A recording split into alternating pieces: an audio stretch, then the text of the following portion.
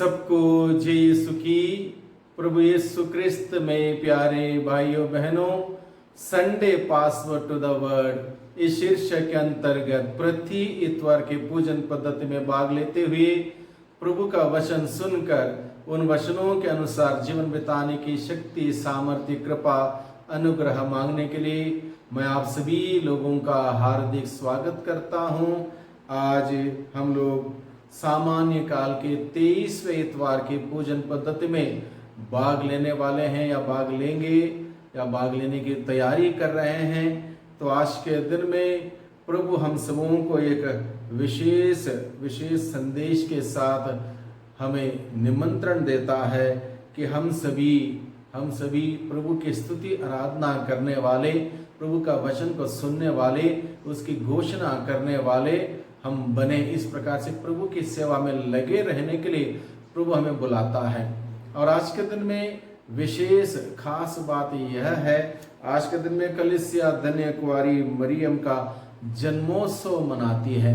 पिछले 9 दिन में हम लोग 9 रोजी प्रार्थना की, नवीना प्रार्थना करते हुए, माँ का आदर सम्मान करते हुए प्रभु के प्रेम में, विश्वास में आगे बढ़ने का प्रयास हमने किया है।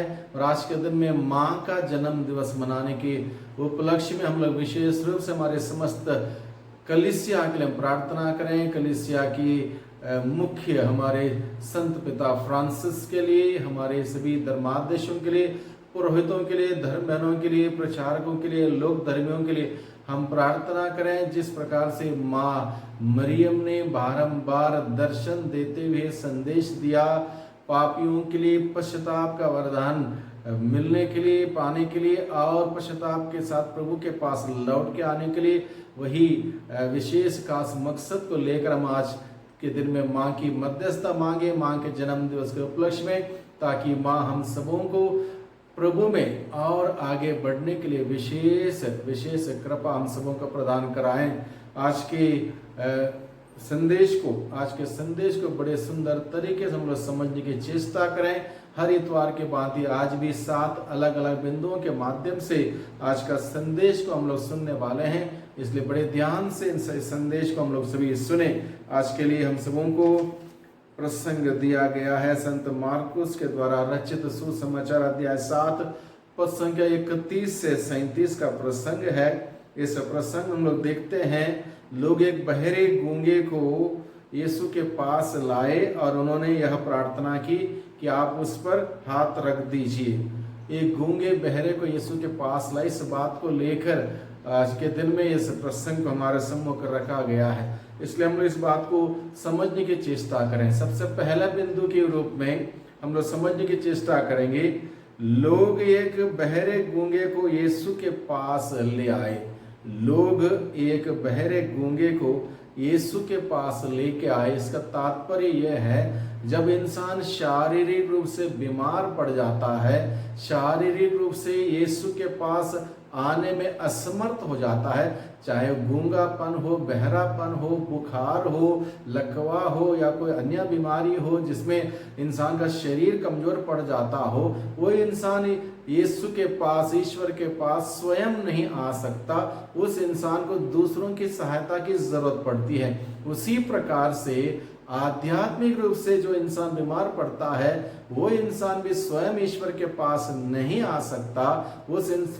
उस इंसान को दूसरे लोगों की मदद की, यानी कि प्रार्थना की मदद की आवश्यकता पड़ती है। इसलिए प्रार्थना के द्वारा ऐसे लोगों को हम प्रभु के पास लाएं, प्रभु के सामने प्रस्तुत करें। जिस प्रकार से शारीरिक रूप से गूंगे बहरे व्यक्ति को लोगों ने यीशु के सामने प्रस्तुत किया, हम भी दूसरों को प्रार्थना के द्वारा यीशु के सामने प्रस्तुत करें, जो स्वयं प्रभु के पास नहीं आ सकते हैं। दूसरी बात, दूसरा बिंदु है आज के दिन में मनन चिंतन करने के लिए, पीड़ित व्यक्ति पर यीशु का हाथ रखकर आशीष की याचना की। लोगों ने उस बीमार व्यक्ति पर लोगों ने यीशु से याचना की, उस पर आप हाथ रख दीजिए।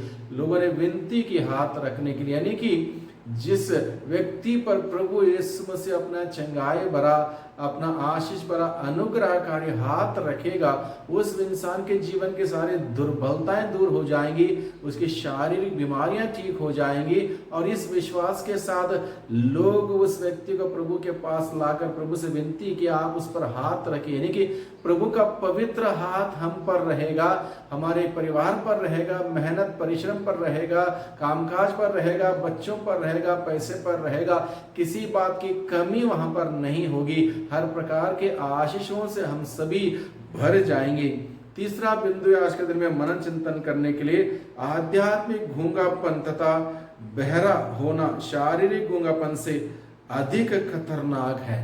यहाँ पर प्रस्तुत किया गया एक व्यक्ति शारीरिक रूप से गूंगा था, बहरा था, लेकिन शारीरिक रूप से गूंगा बहरा अपने आप में एक अधूरापन है, लेकिन उससे भी ज्यादा खतरनाक उस व्यक्ति के लिए होगा जो व्यक्ति आध्यात्मिक रूप से गूंगा हो और बहरा हो। और इसलिए इस बात पर हम लोग आज के दिन में गहराई से विचार करें। इस बात को, इस प्रसंग को हमने कहीं बार, हजारों बार पढ़ा होगा, सुना होगा और लगभग हम कंठस्थ जानते भी होंगे, लेकिन आज के दिन में थोड़ी गहराई में जाएंगे, इस वचनों की गहराई में जाएंगे और वचनों में गहराई में जाते हुए इस बात को समझने की चेष्टा करें। गूंगेपन या बहरापन कितने प्रकार से हैं, मुख्य रूप से हम समझने की उद्देश्य में दो अलग अलग प्रकार से आप लोगों के सम्मुख प्रस्तुत करना चाहता हूं। एक है शारीरिक गूंगापन या शारीरिक बहरा होना, दूसरा है आध्यात्मिक रूप से गूंगा होना या बहरा होना। आध्यात्मिक रूप से गूंगा या बहरा होना कितना खतरनाक है, इसकी इस बात को हम लोग समझने की चेष्टा करें।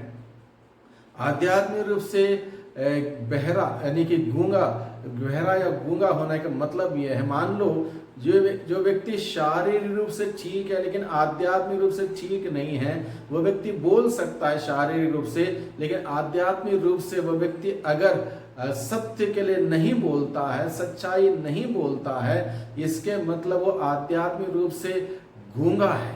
बोल सकता है शारीरिक रूप से लेकिन बोलता नहीं है, सच्चाई की बात जहां बोलनी पड़ती है या सच बोलना पड़ता वो नहीं बोलता, इसके मतलब आध्यात्मिक गूंगापन से वो ग्रसित है।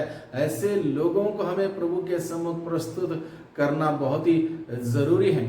और एक प्रकार के लोग हैं आध्यात्मिक गूंगे लोग, वो बोल सकते हैं लेकिन गलत बोलते हैं, सच्चाई को छोड़ के, सच्चाई के अतिरिक्त सब कुछ बोलते हैं और ज्यादा नुकसान पहुंचाते हैं। झूठ जितने मर्जी उनसे बुलवाइए, गलत बातें जितनी मर्जी उनसे करवाइए, गलत संदेश, गलत धारणा जितनी मर्जी फैलाइए, ऐसे काम करने वाला व्यक्ति भी एक प्रकार से आध्यात्मिक रूप से हम गूंगा बोल सकते हैं, क्योंकि वो काम नुकसान का काम करता है, इसलिए एक प्रकार का आध्यात्मिक बंधन है। ऐसे लोगों को भी हमें प्रभु के सामने प्रस्तुत करना, प्रार्थना में प्रभु के सामने प्रस्तुत करना बहुत ही जरूरी है। इसी प्रकार से बहरापन भी, जो सच्चाई की बात सुनता नहीं है, सुनना पसंद नहीं करता, वो भी एक प्रकार के आध्यात्मिक बहरापन है। शारीरिक रूप से भले ही सुन सकता हो लेकिन आध्यात्मिक रूप से अगर सच्चाई नहीं सुनता, सच्चाई की बात सुनना पसंद नहीं करता, वो भी एक प्रकार का आध्यात्मिक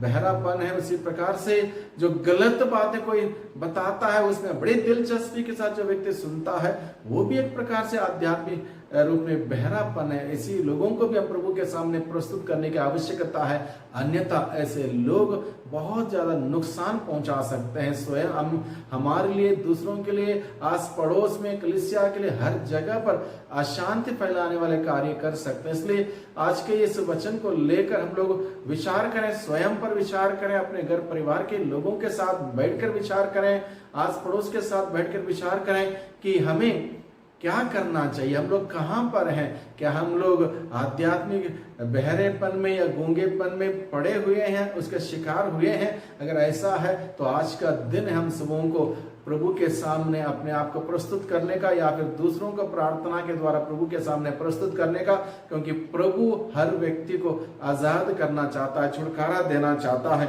इसलिए हम इस बात पर हम लोग ध्यान दें आज के दिन में।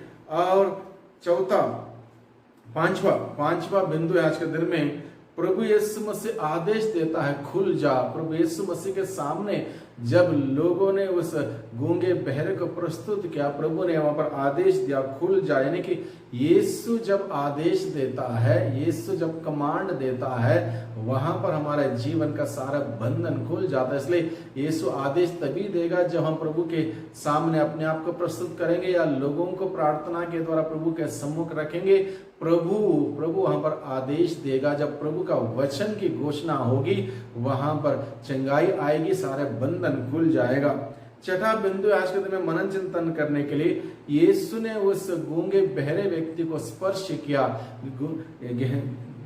बहरे व्यक्ति के कान में अपनी उंगलियां डाल दी और उसके जीभ पर अपनी थूक लगाई। यानी कि प्रभु ने उस व्यक्ति को स्पर्श किया। प्रभु का स्पर्श पाने से वह व्यक्ति ठीक हुआ, उसके बंधन खुल गए, जीभ का बंधन खुल गया, नहीं सुन सकता था उसका बंधन खुल गया। यानी कि यीशु का स्पर्श हम सभी लोगों के लिए बहुत ही जरूरी है और यीशु का स्पर्श हर दिन हम सबों के लिए जरूरी है, ताकि हर प्रकार का बंधन से हम सभी मुक्त रहें, हर प्रकार से हम लोग आजाद रहें। उस ईश्वर की स्तुति आराधना महिमा करने के लिए हम सभी हमेशा भरपूर जीवन जीते रहें। और सातवां बिंदु है, प्रभु आज के दिन में मनन चिंतन करने के लिए लोगों ने प्रभु की स्तुति की। इन सभी कार्यों को देखकर लोगों ने प्रभु की स्तुति की। और आज का दिन है भाइयों बहनों, प्रभु की स्तुति करने का, आराधना करने का, प्रभु की महिमा करने का, प्रभु की तारीफ करने का दिन है, क्योंकि वो प्रभु ने हम सबों पर अपना अनुग्रह बरसाया है, अपनी महती दया दिखाई है, अपने आशीषों से हमें नवाजा है। इसलिए आज का दिन है प्रभु को धन्यवाद देने का। हम सुन सकते हैं, बोल सकते हैं, देख सकते हैं, समझ सकते हैं, उठ सकते हैं, बैठ सकते हैं, जा सकते हैं, आ सकते हैं, कार्यकलाप कर सकते हैं, सब कुछ हर प्रकार से प्रभु ने हमें सही सलामत रखा है। इसलिए प्रभु को धन्यवाद दें। आज के दिन में प्रभु की तारीफ करें, स्तुति करें, महिमा करें और प्रभु की अनुग्रह में हम सभी बने रहें। वही प्रभु हम सबों को आशीष और बरकत प्रदान करें। सबको जय यीशु की, सबको धन्यवाद।